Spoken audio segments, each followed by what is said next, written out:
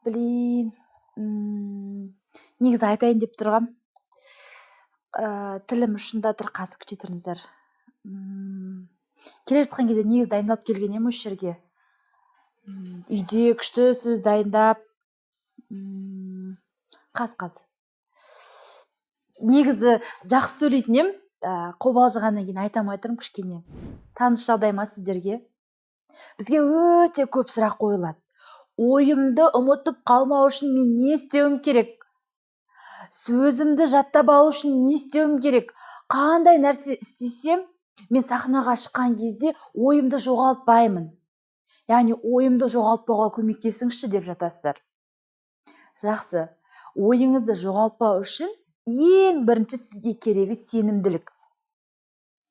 Сахнаға шығар кездегі сенімділік және де сол айтайын деп тұрған сөзіңіздің құндылығына сеніңіз.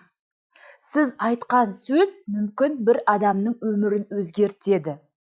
Сіз айтқан сөз мүмкін сол сәтте бір адамға шын мәнінде керек. Яғни өзіңіздің сөзіңіздің салмағына, құндылығына сеніңіз. Және де өзіңізге деген сенімділікті қалыптастырыңыз. Бұл ең біріншісі. Екіншісі, үнемі ой үстінде болыңыз.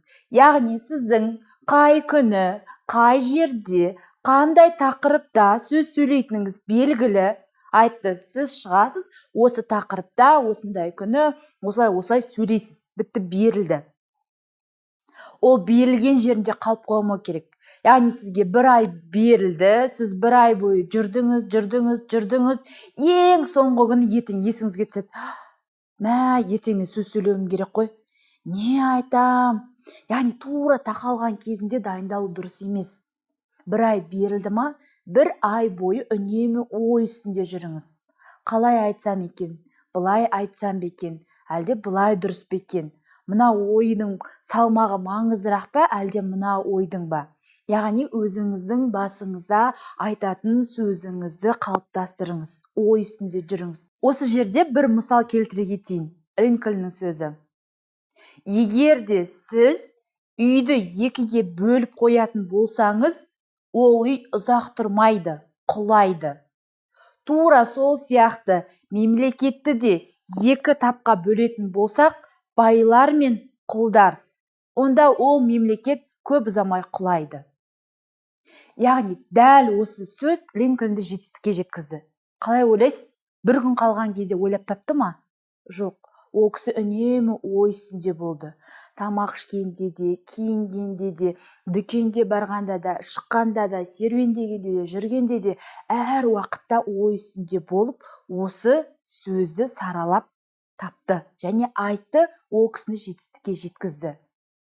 Сол үшін айтатын сөзіңіздің салмағын әрдайым ойластырып жүріңіз. Одан кейін ең соңғысы, ең маңыздысы ол тәжірибе. Орысша айтқан кезде практика және практика.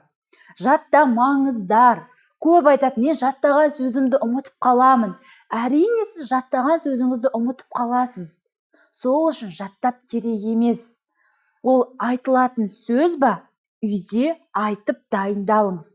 Жазып дайындалмаңыз. Сіз себебі оны барған кезде параққа жазба күйінде өткізбейсіз ғой. Сіз оны ауызбен айтып жеткізесіз. Сол үшін үйде практика жасаңыздар.